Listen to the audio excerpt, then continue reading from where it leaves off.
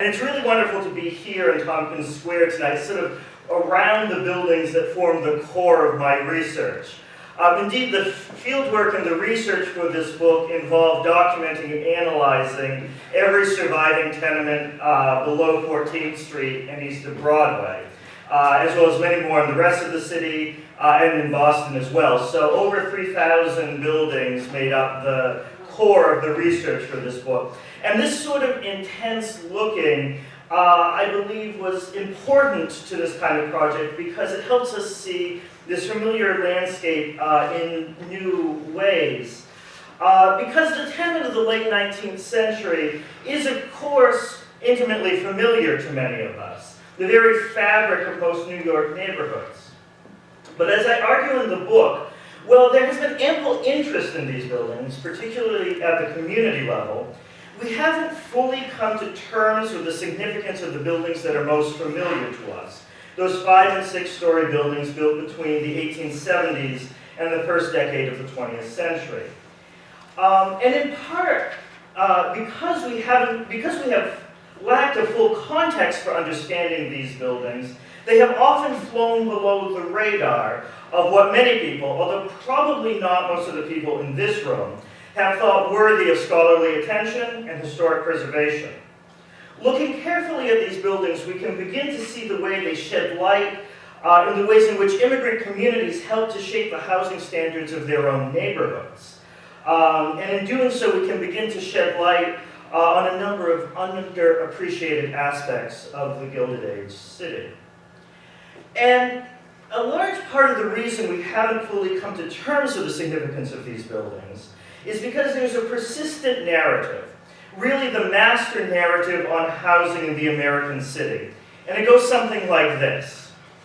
Housing conditions in the late 19th century were terrible, especially for the immigrant working class, as places like Lower Manhattan became overcrowded and the existing housing stock could hardly handle the new crowds. This caused rapid deterioration into horrific conditions that were summarily dismissed by outsiders as slums. These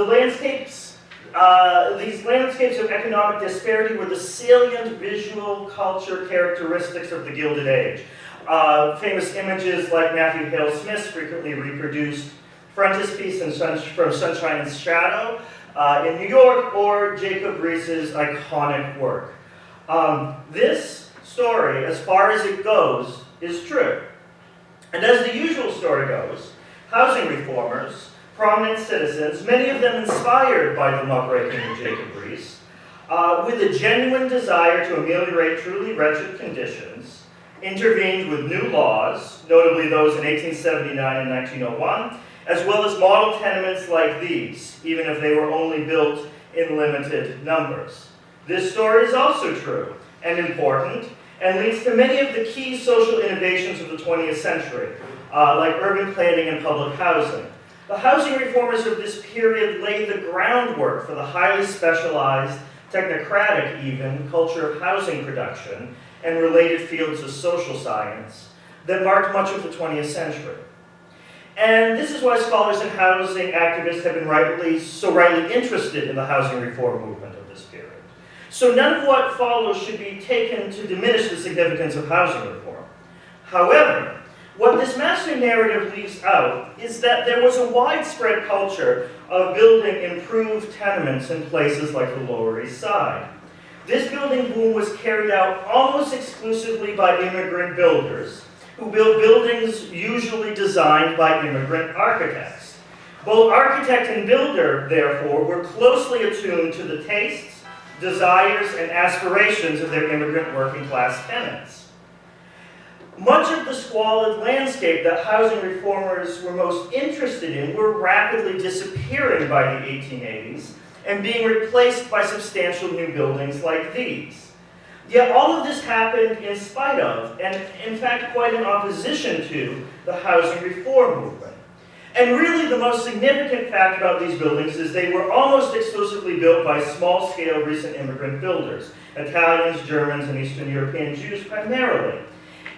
These groups had a fundamentally different idea about what multifamily housing meant than the mostly upper class, mostly Protestant, Anglo-Saxon housing reformers. And those differing ideas informed the designs of their new buildings. For these builders, building improved tenements was not philanthropy, and certainly not an attempt to kindly instruct residents who they considered others, but was indeed a vibrant, highly profitable immigrant enterprise deeply engaged with the culture of a growing enclave. And a big part of what's significant about these buildings, and why I call the book The Decorated Tenement, is that these improved tenements, like the one on the right, looked a lot different than the sorts of buildings that housing reformers were promoting, like the building on the left.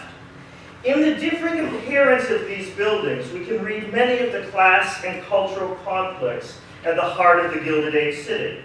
The appearance of these buildings mattered because they tell us a lot about the varying ways in which their sponsors thought about their immigrant working class tenants. Of course, the most striking difference between the two buildings, built at exactly the same time, for exactly the same kind of tenants, only a few blocks apart, is the treatment of the facade. The Reform tenement on the left, designed by the prominent Reform architect Ernest Flagg, was built by a socialite millionaire as charity. Its facade is austere of glazed white brick. But the immigrant-built tenement on the right is full of classical terracotta ornamentation in high relief, with a tall sheet metal cornice stamped with gilded letters with the builder's name, Harris Fine. The fact that Harris Fine's building, which when it was built was full of tailors and other workers in the garment and construction industry, the fact that it was ornamented at least to the level, if not higher than the level, of a middle-class flat was a profound achievement, one that touched on the betterment and indeed the leveling forces of industrial production. But the improvement represented by these buildings was more than skin deep. This particular building had formal designated dining rooms and parlors, both cherished markers of gentility, as well as modern amenities such as hot water boilers, dumbwaiter access, and full bathrooms, a fairly new feature for this neighborhood in 1899 and not yet required by law. In Fine's building, residents entered through a frescoed and mosaic tiled lobby and ascended a marble-treaded staircase. These were improvements that even a generation ago the urban working class could not have dreamed of. But the sorts of tenements that people like Fine were building were really antithetical to what elite housing reformers were promoting, because they were promoting reform not just of housing standards, but of morality, of culture, and of taste. And this is why reformers scarcely mentioned these buildings, at least never in a good light. In fact, they were harshly dismissive. To reformists, these immigrant tenants needed to be educated in proper taste and living standards. This was a major impetus of the housing reform movement. As prominent Reform architect Grosvenor Atterby declared, flourishes are not wanted any more than they can be afforded. The reformers believed the Reform tenement was meant to serve a didactic role. Private commercial tenements like Fine's, on the other hand, were meant to accommodate, within the constraints of the urban land market, the tastes, the desires, and the aspirations of their tenants while profiting the builder. But this deeply threatened the reformers' project, and rightly so. The tenants were being tempted away by buildings that gave them more legible signs of modernity and respectability. Note Jacob Reese's quote here. The model tenement was there to redeem the tenants themselves under proper management, but they were easily tempted away by the skin builders, and that phrase will make sense in a minute, the skin builders' gewgaws and brownstone trimmings. Those gewgaws and brownstone trimmings weren't simply marketing, however, but reflected familiar but previously inaccessible signs of modernity, fashionability, and agency. These flourishes were not only wanted, but they could now be afforded thanks to the processes of industrialization that impelled many to the city in the first place. And so our usual reform-centric story privileges the intervention of the comfortable, well-established American elites, while at the same time it ignores, denies agency from, or even denigrates those immigrants who are trying to improve the conditions of their own neighborhood, largely from the bottom up. So in our rush to see only immiseration in the tenement, we have missed an important story of betterment that these buildings represented. Indeed, it is because of those people long this, and this improvement was largely because of these skin builders, who have long been treated as anonymous boogeymen of the real estate speculator or the skin builder. But as I argue in the book, these kind of dismissals were deeply intertwined with the xenophobia, anti-Semitism, and anti-urbanism of the culture of the late 19th century American city. And so while we know quite a lot about what reformers thought about these buildings because they wrote prodigiously, and so their narrative of them has become our narrative of them. So it's perhaps quite surprising that we can begin to recover this agency that has long been denied these architects and tenants. And the significance of these buildings and the narrative that can be constructed around them is that there was another group of people, besides the ones that we're used to talking about, who wanted to make the tenement not just almost all right, but good, at least to the standards of the working class in the period, and that, fundamentally, is the standard by which they should be judged. We can start to see the significance of these buildings if we start to meet the builders and users on their own terms. And so part of what I do in the book is try to recover the stories of people like Peter Herder and his three brothers, all born and educated in Germany, and I'll talk a little bit more about them as I go along today. They were the most important and perhaps the pioneering designers of these sorts of buildings. People like Herder knew far better than wealthy and elite reformers like Flagg about the tastes, the desires, and the lifestyles of their immigrant tenements. And you can see the disdain with which Peter Herder held these reform buildings. He says, I should think with a few modifications, buildings like the ones that Flagg was building might better serve the indigent or the criminal, that these buildings looked like the reforms institution that they were. Flagg's buildings, like medicine, may be good, but they're nasty to take. And the disdain in which Flagg and many other elite reformers had for the desires of most tenants led Herder to conclude, finally, quote, "The greatest enemies of the poor have often been their public friends." Herder, trained at the prestigious Bauakademie in Berlin, understood the tenement and its design in a fundamentally different way than most in the American mainstream.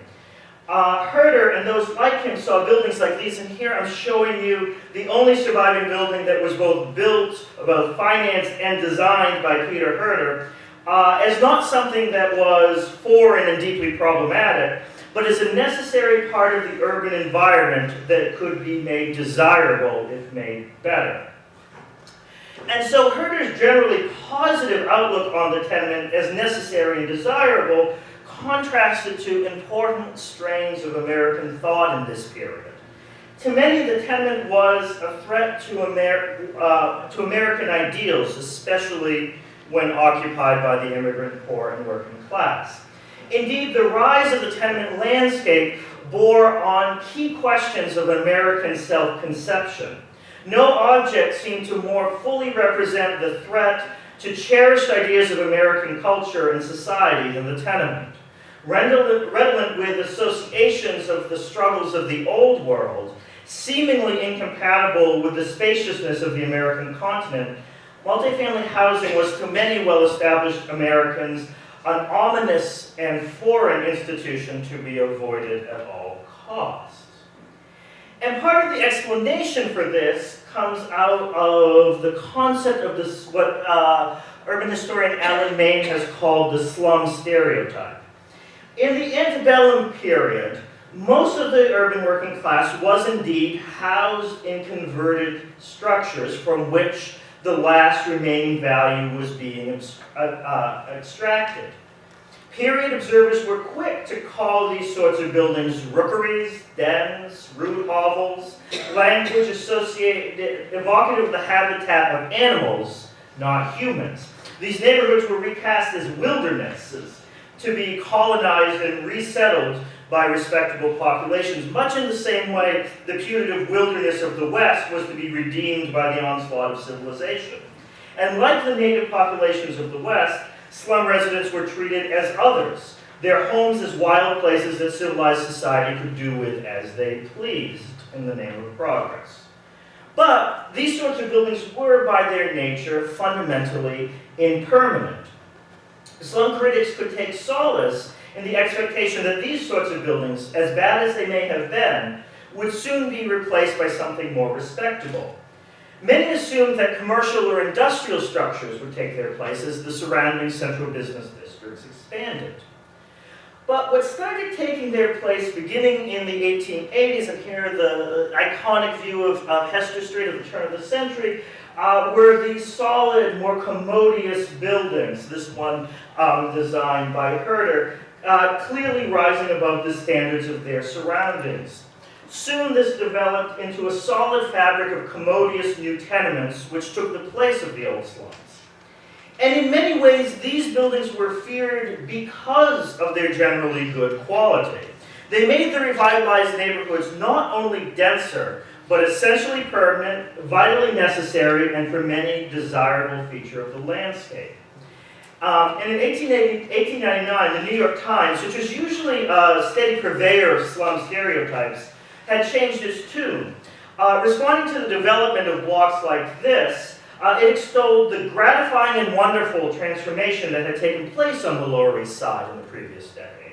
The whole district seemed, quote, born anew, abounding everywhere with substantial and in some instances handsome tenement houses 5 and 6 stories tall, with quarters that were comfortable and commodious.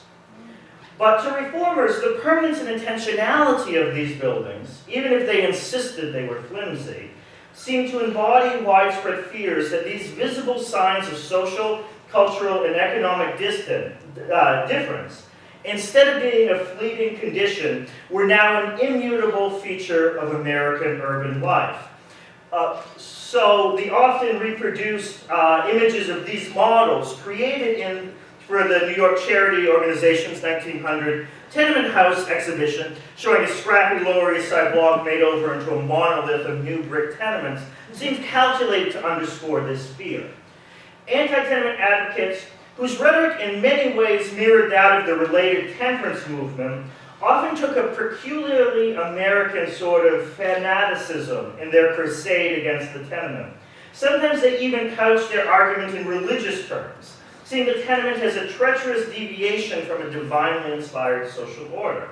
William B. Patterson, a leader in the Methodist Episcopal Church, was perhaps the most unabashed, suggesting with rhetorical flourish that the biblical murderer and city builder Cain himself was the originator of the tenement. Patterson plainly articulated an idea that was commonly held by many American Protestants. Quote, "The tenement is an impediment to God's plan for the home. No matter how decent, safe, or commodious such a building can be made," he insisted, "this basic fact will remain." Jacob Riis was perhaps even more fanatical in his disdain for the tenement.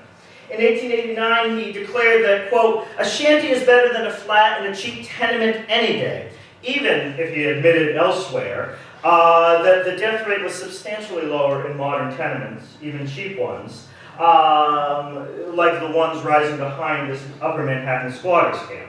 This statement certainly would have been fanatical to the residents of one of those new buildings going up in the 1880s or 1890s, who had many features that the urban working class never had before. So just what was better about a shanty?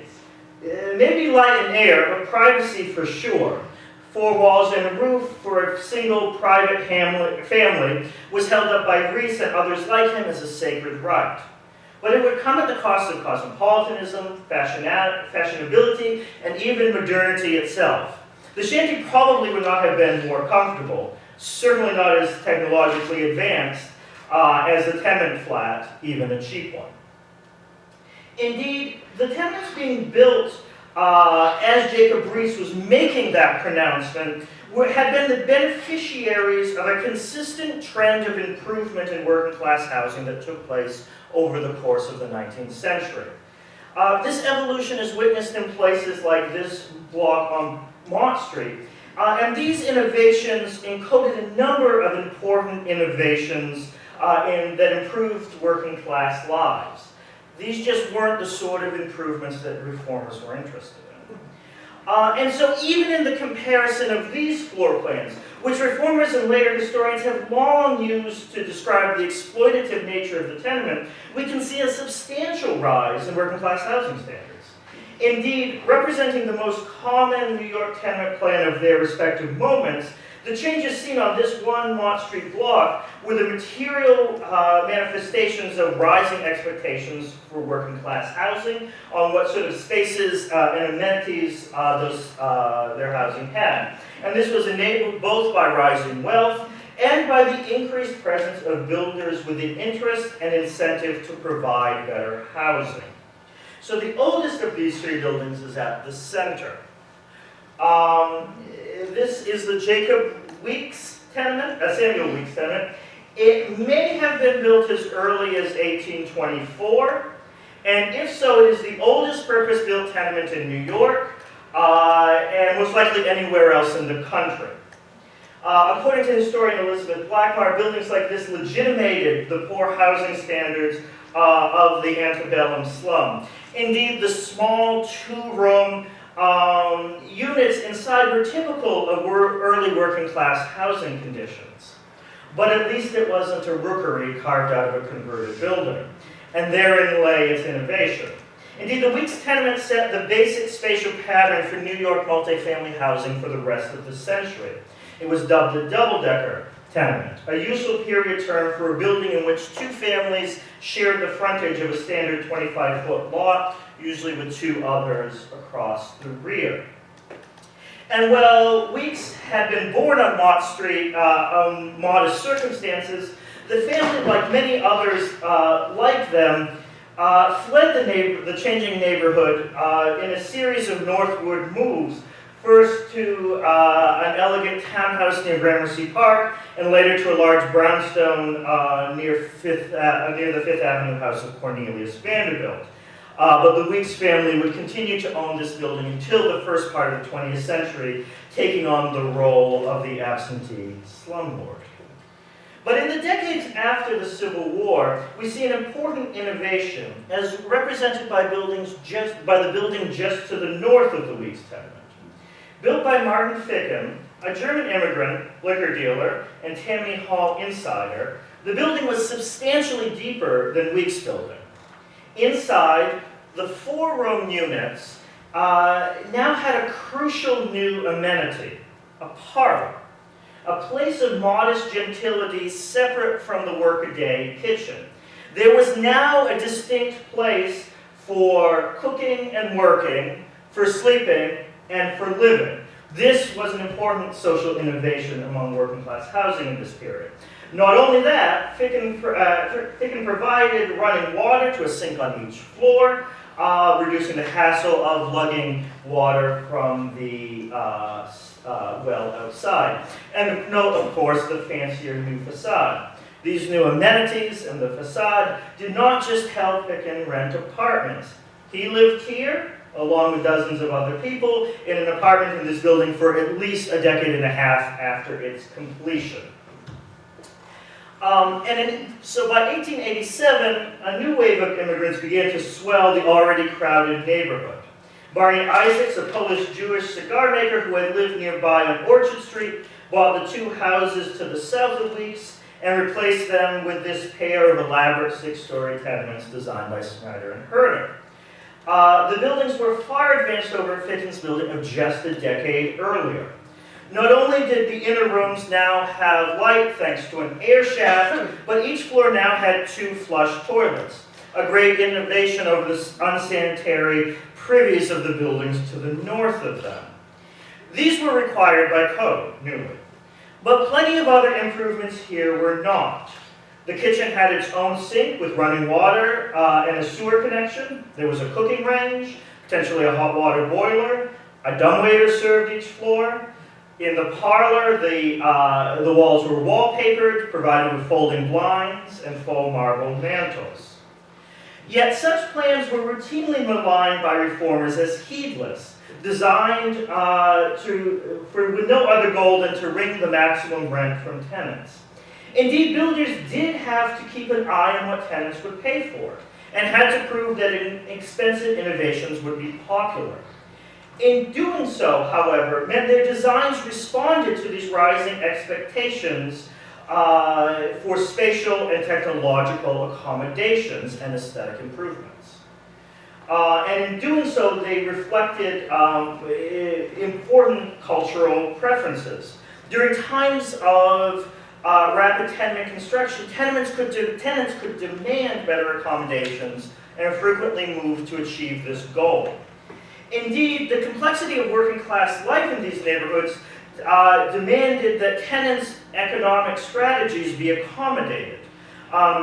Strategies such as taking in boarders and doing homework, which required a suite of rooms for varied purposes, including parlors and eventually dining rooms, even if these smaller individual rooms were more poorly lit and ventilated than they would have been if undivided. Additionally, as life in many immigrant communities was lived largely on the street, as it had been in Europe, privacy was not yet an abiding concern. To the contrary, residents wanted the closest possible connection to the street, ideally from outside their formal parlor, and builders built these narrow units explicitly to accommodate that preference. The increasing demand for this variety of rooms and the need for the parlor to be close to the street meant these deeper footprints, pushing bedrooms and kitchens into the darker and stuffier positions on the interior of the lot. Many tenants, builders like Duggan and Isaacs understood, made this trade-off readily. Even this much maligned insistence on building on the 25-foot wide lot had important cultural meaning. Because it kept the tenement accessible as an investment to small builders and landlords. And so while the 25-foot wide double-decker, like these on Mott Street, remained fixed as the public image of the New York tenement, particularly in the agitation that led up to the 1901 Tenement House Act, construction of these sorts of tenements dropped off considerably after 1895. By this point, they were increasingly supplanted by more commodious plans, usually built on slightly wider lots, like the old law tenements represented here. Quite apart from reformers' claims, the rising expectation of the 1890s showed the inadequacy of those old plans to meet tenants' new demands, particularly the desire for dining rooms and full baths. And so the unworkability of the old model became increasingly apparent. And so new tenants in the latter half of the 90s began to break away from that old, rigid, linear model to accommodate these newly desirable features. By the turn of the 20th century, builders of some of the best tenements in the neighborhood were providing a high level of amenity, such as multiple formal rooms, private halls, generous closets, even steam heat, electric lights, telephone service, and in the case of a couple 7-story buildings like this one on Henry Street, passenger elevators. These were definitely built for a more economically stable clientele, occupying desirable locations within the neighborhood. These, of course, were not the norm, but neither were they unusual for the high end of the tenement market just before the 1901 law.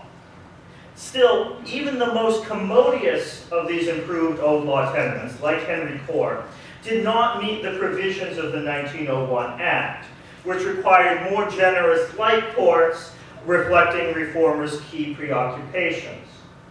Indeed, few builders were convinced that bigger light courts were worth the sacrifice of accommodations that they represented. As the Building Trades publication Real Estate Record and Builder's Guide noted in 1899 on the eve of the new law, quote, "It may be taken that the larger air shaft is an improvement, but not when its cost in living spaces and the obstacles it presents to good planning are taken into account." So while the new law did cause a temporary dip in the construction of tenements in the neighborhood in 1902 and 1903, by 1904 there was a major building boom going on in Lower Manhattan, and many of the tenement plans that were pioneered in the 1890s started to be built with just the minor improvements to make them comply with the new law. In many ways, the new law tenements of this period were indistinguishable from the improved tenements of the 1890s, except for the gradual move away from the 25-foot law, which, while not outlawed in 1901, was increasingly difficult to accommodate. This is part of the reason I argue in the book that we've given outsized importance to the 1901 law. Indeed, some builders even took the imprimatur of the new law to recast their buildings as something radically different than they had been before, reclaiming the reformers' term of model tenement and using it for these speculative buildings. Yet the model tenements designed by architects like George Fred Pelham and Hornberger and Straub in this moment were far different than the model tenements designed by the likes of Ernest Flagg. Indeed, these buildings more closely reflected tenants' desires than reformers' priorities. And so 3 such buildings appeared in the 1908 vanity publication Apartment Houses of the Metropolis, all of them dubbed model tenements. Built over the course of the preceding 4 years by prominent developer Charles Weinstein to the designs of Pelham, these buildings met all the standards of the new law. Yet in his advertising copy, Weinstein chose to highlight not those improvements, not the hard-fought improvements of air and light. Instead, he wooed his potential tenants with galvanized iron sinks and boilers in the kitchen, china cabinets in the dining room, the bronze mailboxes and annunciators, in the marble-clad lobby, the frescoed parlors, and the mirrored mantels in each apartment. The hard-fought increases in air and light did not register as a selling feature that Weinstein thought his tenants were particularly interested in. And so his prioritizing in this copy of aesthetic features suggests a strong engagement with the visual standards of contemporary architecture, signaling that improvement meant far more than better amenities and a greater variety of rooms. The appearance of these buildings was important to him as it was important to his tenants. The search for an appropriate visual standard for the tenement facade played out over the course of the 19th century, and in a way mirrors the improvements that were happening on the inside of the apartment. Indeed, tenement builders were responding to a working-class taste that, as historian Elizabeth Cohen has noted, relished complex, elaborate forms and long-standing symbols of power and status. And here we see sort of a tenant-furnished interior of what one of these parlors looked like. Before the middle of the 19th century, these elaborate forms were easily understood as a signifier of wealth. Expensive to produce, ornament like this was drawn from historical motifs and traditionally signaled social capital as a marker of distinction. Industrial production upset this order and allowed both tenants and builders to delight in their newfound ability to use forms that had previously been status markers. This was an important innovation, a sort of visual leveling at the height of the Gilded Age.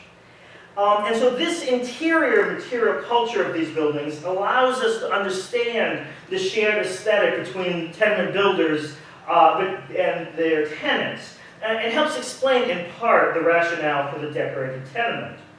And this evolution towards these more elaborate forms can be most clearly seen in the influence of German-trained architects, of which the Herders were the most important and best documented. It was Henry Herder, Peter Herder's brother, that first seemed to have taken an interest in the market for working-class housing. Becoming a partner in the office of German-born architect August H. Blankenstein shortly after his arrival in New York in 1881, Herder's first American tenements, like the one on the far left, were conservative, virtually indistinguishable from tenements that had been built in New York since the 1850s. Yet, for the same client, Solomon Jacobs, the same year, Herder designed the building in the middle. A clear, a much richer and more complex facade for the same client by the same architect. Jacobs clearly favored this new mode and seems to have embraced Herder's aesthetic experimentation. The next year, Herder for Jacobs built a more coherent facade, the one on the right, although here I'm showing you a similar building that is better preserved. This facade arrangement with the colossal pilasters supported on these grotesque masks, topped by terracotta corbels, and these female figuration by the door, the tall sheet metal parapet. All of these were evocative of the influence of German architectural training, particularly the way in which the facade is divided using piers and terracotta spandrels to create this grid onto which freely interpreted classical motifs, including prodigious human figuration, were placed. This pattern was quickly emulated by both the Herders and the others. With the success of this new model, Herder would soon leave Blankenstein to join Ernst Schneider, forming Schneider and Herder, one of the most prolific tenement designers in the city, who designed at least 5% of the buildings on the Lower East Side. And so while Schneider and Herder were the most prolific, Henry Herder's brother Peter and his other brother Frank are today the best known, thanks in large measure to this commission. Peter arrived in New York in 1884. Frank Herder arrived in 1885. All three were architects. Peter and Frank began operating as Herder Brothers architects shortly after their arrival, apparently unconcerned that they would be confused with the elite cabinet makers, Christian and Gustav Herder, who were unrelated. But the elite reference sort of served many of Herder's purposes well. Shortly after their arrival, within a year of their arrival, they received the 1886 commission for the Eldridge Street Synagogue, one of the largest Orthodox congregations in the city. The brothers were selected for this important commission so shortly after their arrival was a clear indication of the esteem to which their European training was held. The architects produced an ornate and loosely Moorish revival-style building that reflected the tradition of the grandest synagogues on the European continent, the products of an assertive projection of a Jewish identity in a period of increasing emancipation and economic freedom. But later in 1886, in a tenement for Wolf Baum, the architects used exactly the same molding, borrowed directly, seemingly cast from the same mold as the Eldridge Street Synagogue. They used on this building the same buff bricks, since painted, the same foliate belt courses, window tifana, and bas-relief spandrel panels. Baum's tenement sheet metal cornice with this broad horseshoe-shaped arch set on polished red granite columns closely mirrored the broad arch on the front of the synagogue, as well as closely matched in shape, proportion, moldings, and other decorations, the elaborate walnut arc within it. Indeed, Herder Brothers' projection of a specifically Jewish identity for these early tenement commissions was quite overt. And indeed, it was members of the synagogue building committee that became sort of the most important early clients of Herder's, and I argue in the book some of the most important promoters of these improved tenements. In the first part of 1887, as the walls of the synagogue were rising on Eldridge Street, Herder Brothers received a crush of commissions for new tenements like Baum's. Clients that day included Senator Jamalowski, the president of the synagogue and a key figure in the community, who built a near copy of Baum's building on Henry Street, and by 1890, Herder Brothers had designed one or more tenements for all of the Eldred Street Building Committee members. The amount of elaboration that Herder and his clients paid to the facade of these buildings is particularly noteworthy in the context of the Central and Eastern European apartment house of this period.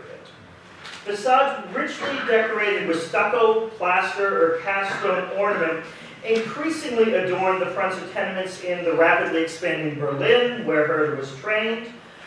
These buildings, roughly contemporary with those in New York, shared not only the propensity to overload facades with mechanically reproduced ornament, but many of the same idiosyncrasies, some would say naivete, in the rendering of those forms, suggesting a common source of design that I haven't yet fully been able to understand.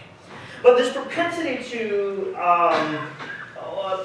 towards facade ornament is seen throughout Central and Eastern Europe. Vilna, or Vilnius, in modern-day Lithuania, presents a particularly interesting case. A large number of New York tenement builders originated in this city, perhaps more so than in any other single place in the region. And in Vilnius, we find not only stucco facades like those in Berlin, but a more distinctive regional facade type, the skewed stucco for this complex, highly plastic grid of pressed brick and piers and spandrels enlivened with terracotta or cast stone ornament. And so, particularly when they are rendered in buff brick, as many of them are, the similarities to the New York tenement is particularly noteworthy. And I should note the developer of this building on the right, on Grove Street, had arrived from Vilnius less than a decade before he built this building. And you have to picture this with the same horseshoe-shaped, story-tall tenements and deeply overhanging cornice that are now gone. In any case, these buildings, these Eastern European buildings, formed an important precedent for the New York decorated tenement.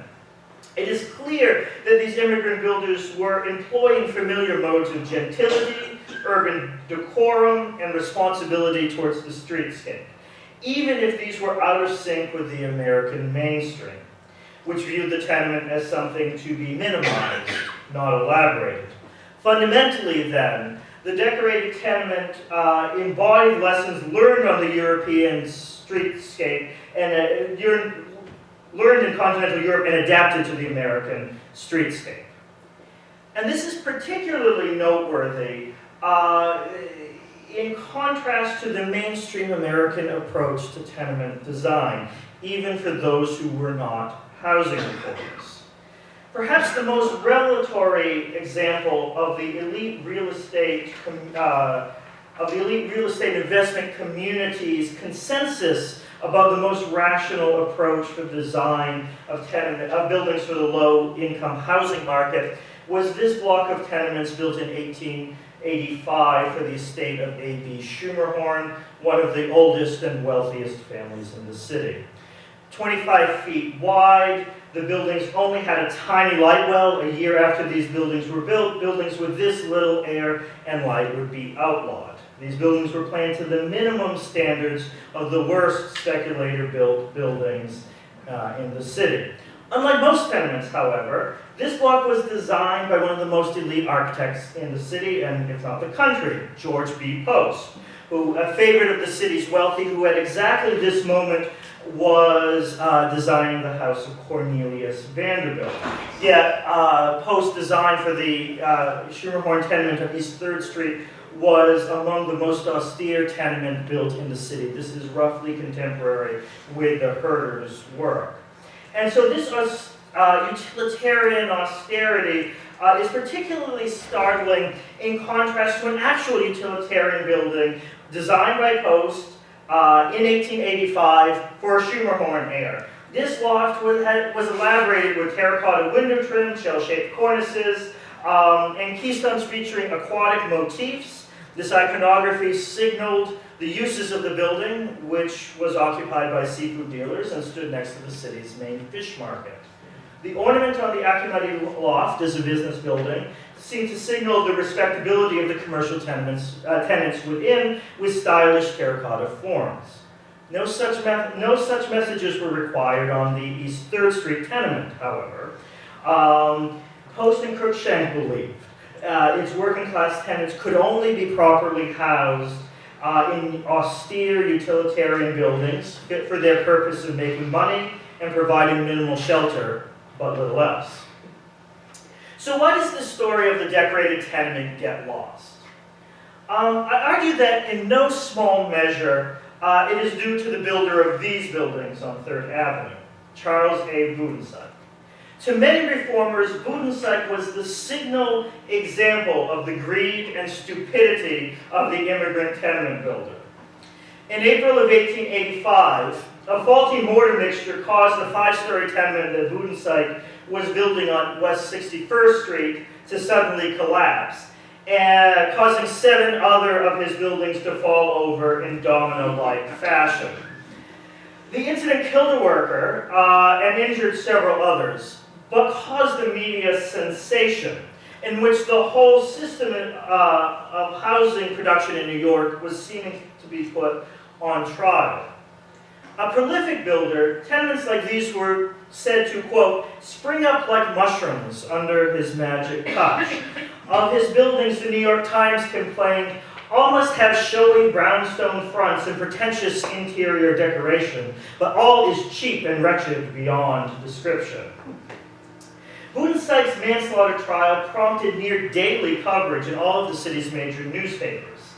Blatant class and ethnic prejudices permeated many of these accounts. The builder was said to speak in an unintelligible German accent and wear cheap, ill-fitting clothes.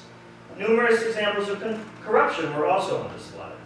The city building inspector in charge of the West 61st Street project was Henry J. Duggan, who had previously been Budensyke's in-house architect. He was charged with taking bribes to overlook shoddy construction. Key witnesses, including the failed building's architect, were absent from the trial in defiance of a subpoena. And in Budensyke's defense, he claimed that since building for him was a sideline, he was a butcher by trade, that he knew little about building and relied on his architect, his foreman, and the city building department to assure his projects were successfully completed. Convicted, he spent 6 years in Sing Sing before being pardoned. But the incident cast a long shadow over the whole field. The word Budensyke became synonymous with, quote, greed and tottering walls.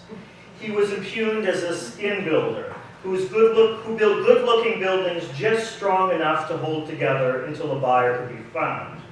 So this image of a skin builder with his good-looking but flimsy Budensyke buildings played a central role in extending the slum stereotype into this new landscape of improved, decorated tenements. And so while deadly construction accidents were common in all classes of construction in this era before workplace housing standards, a special sort of moral indignation and outrage followed incidents on tenement construction sites, as this became kind of a touchstone for public distaste towards multifamily housing. And all of this served to cast the structure of the tenement itself as a dangerous weapon in the hands of these untrustworthy immigrant builders who took pleasure in endangering the lives of their tenants. And so incidents like the Budensyke trial helped reinforce reformers' claim to control over the landscape, and in doing so, control over the narrative of housing production in New York. And so this cycle of increasingly improved tenements continued on the Lower East Side through the first decade of the 20th century. By that point, rising wealth and better transportation options caused the shift in the construction of working class housing to many peripheral neighborhoods such as East Harlem, Washington Heights, Williamsburg, and the South Bronx. There, many of the same builders and the same architects would carry on building buildings that are sort of based in this trend of the decorated tenement for increasingly more stable residents. And with this sort of move away interest in building improved tenements downtown vanished. So these buildings really represent kind of the coda for the decorated tenement. Bigger lots, more affordable affordable transportation meant that the trend towards housing improvement could continue in these peripheral neighborhoods. And in many ways, these outer neighborhoods witness construction of things that look a lot like the decorated tenement through the 1930s, but that's the second book. Thank you so much.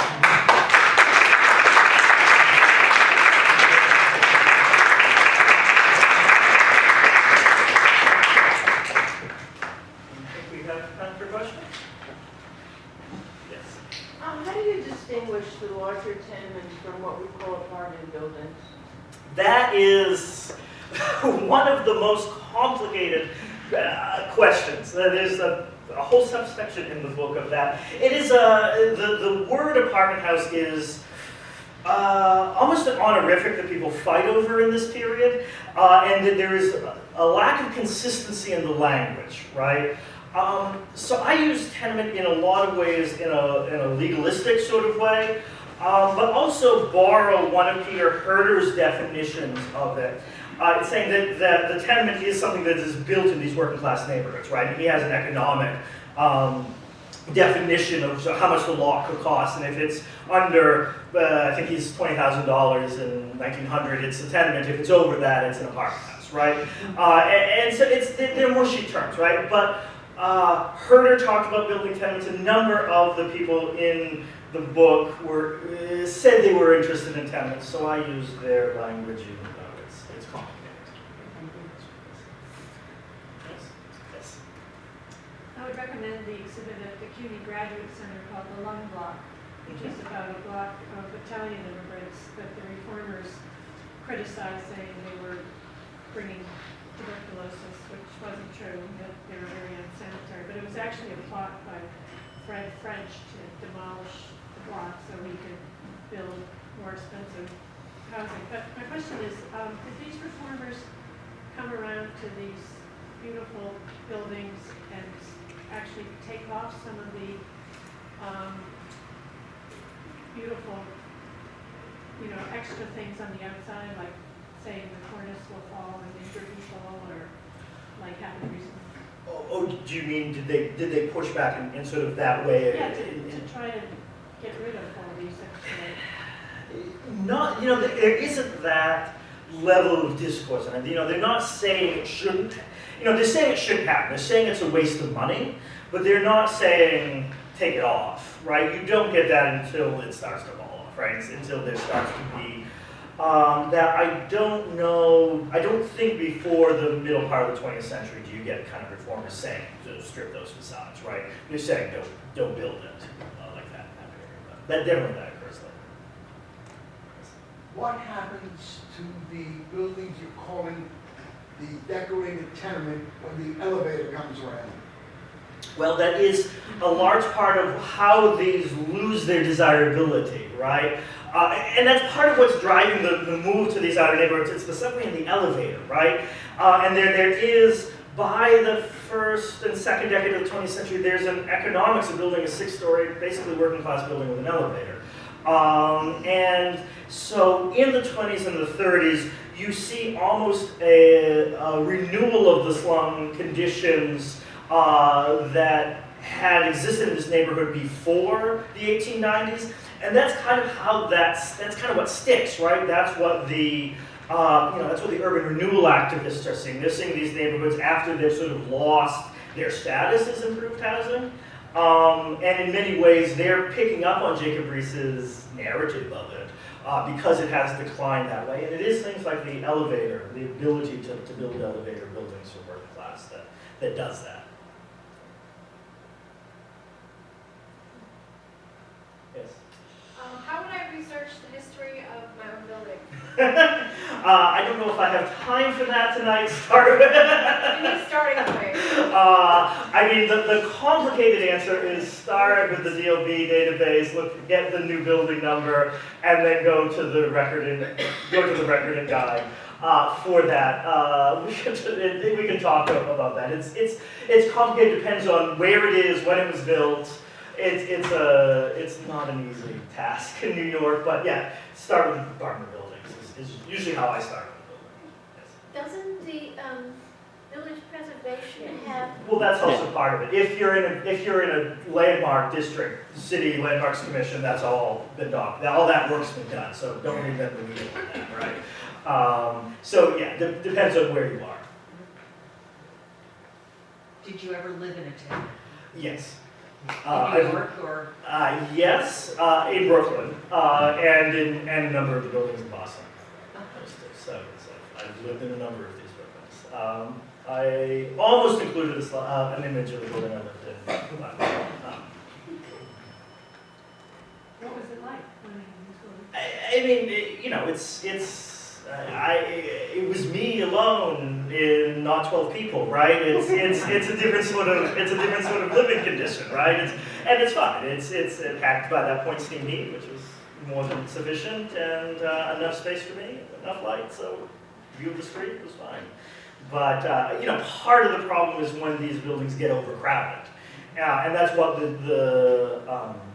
that's a lot of what the reformers were concerned about, and that's you know, part of it's not an architectural problem; it's a social problem, right? And how many people you're putting in how small is the space. What's your project on Central Europe?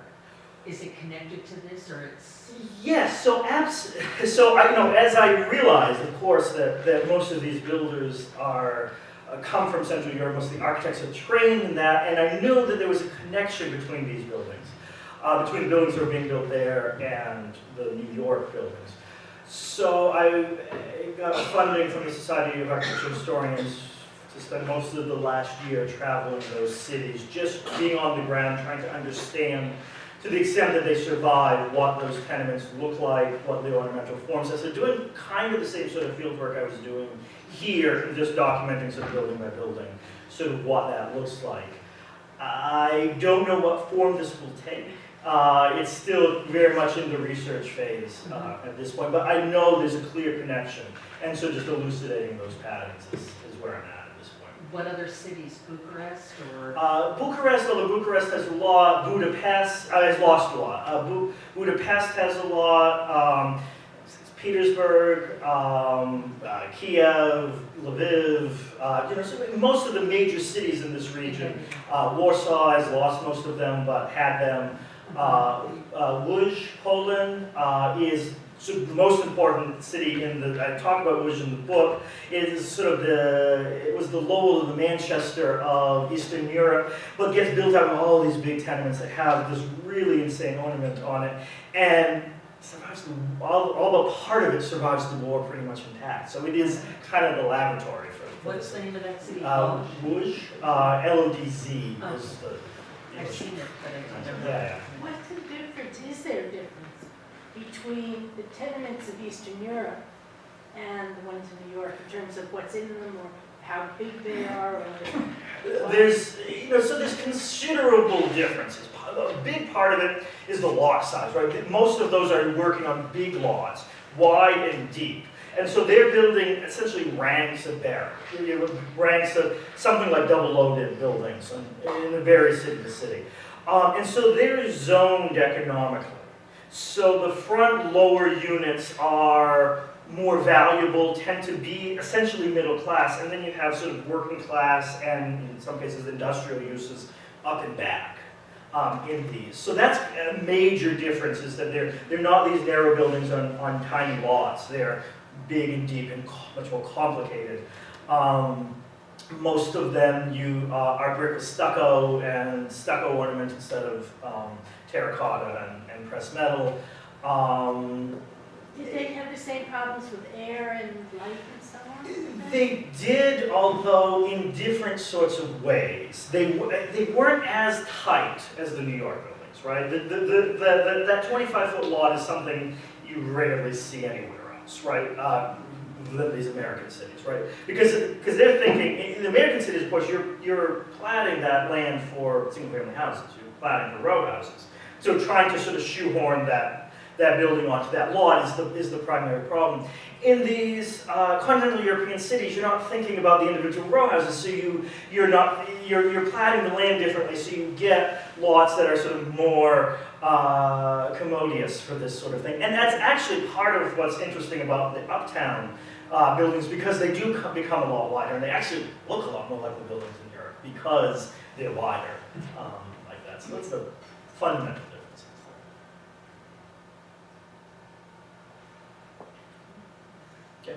Yeah, you mentioned that you had documented about 3,000 of these tenement buildings in your studies. So I noticed on Mott Street, just below Grand, so it's the heart of Chinatown, there are buildings that have these narrow windows that I have not seen in any other tenement building. And I'm wondering if you noticed them or what you think they were. I mean, if they were built already perhaps by Chinese and for a kitchen or something. It's a little window that you never see anywhere else. So there are a few buildings on Lower Mott Street that are built by Chinese developers, basically in the 20s and 30s.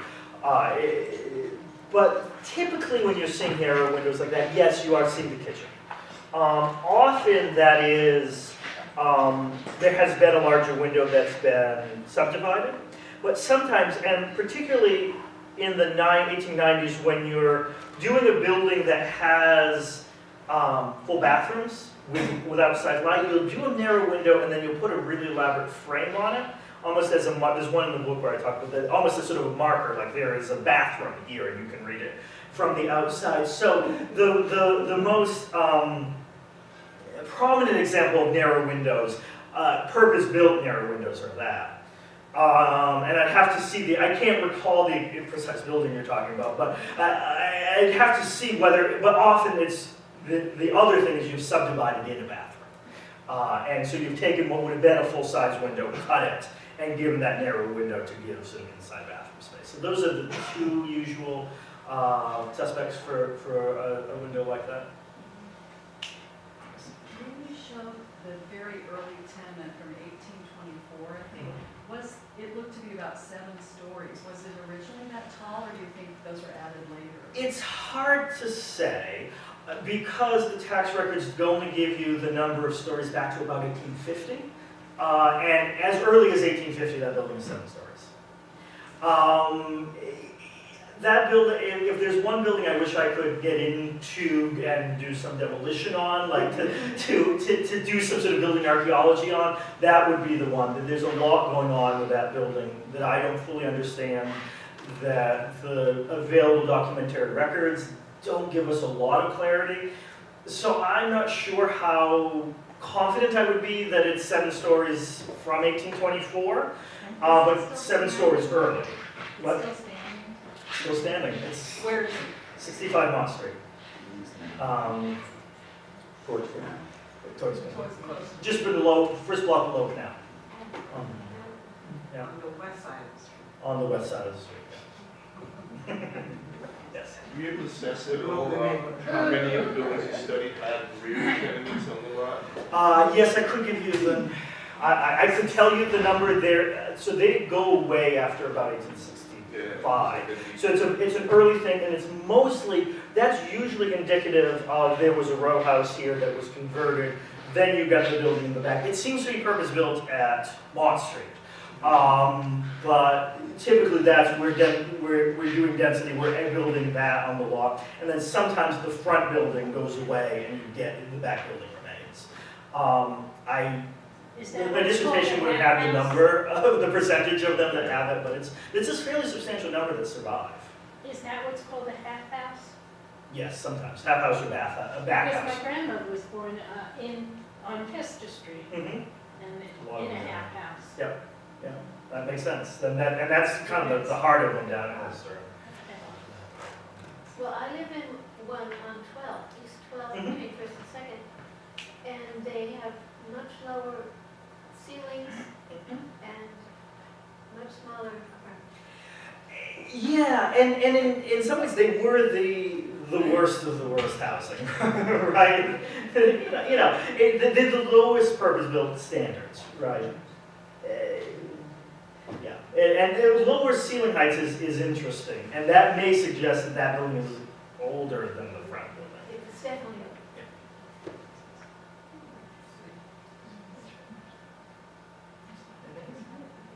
Just one last question, if we still have time. Could you speak to the other feature, the fire escape? Were the buildings built with fire escapes in mind? Sometimes you sort of have the feeling that, oh my gosh, now this is covering up what was clearly supposed to be. So fire escapes were required as early as 1866, I believe. Usually on the back. By 1879, you have to put them on the front too. It has to be from every unit. And so in a lot of these, you'll see the middle two bays are, it's clear here. See how the middle two bays are recessed? That's to accommodate the original fire escape. So the original fire escape would have gone between that pier and that pier. And so everything that we see now, these are newer 1930s fire escapes, right? And so there is a sense that so the early ones are there's another, this recessed bay that's built to accommodate the fire escape. And that there's a sense that they do start designing from, many of them originally had vertical ladders instead of stairs. So you can see here that there are these balconies that exist on the front of these buildings, and it's hard to see this ladder running between these. And this portico with the little balcony on the top of it, that's to accommodate the fire ladders that are coming down. And so that is an intentional design feature. So they are sort of working in the design of the fire escape. All of these original fire escapes go away in the 30s. I don't know if it's relevant, but how do some of those buildings that currently don't have fire escapes, how could they not, isn't there a law that requires that those buildings have fire escapes? Yes, and they all would unless they've been renovated in some sort of way that has allowed them to take it off. Either it's been completely renovated to fireproof construction, or they've configured the inside units so that you're not seeing any. You need one fire escape per unit, and it's maybe the fire escape's just on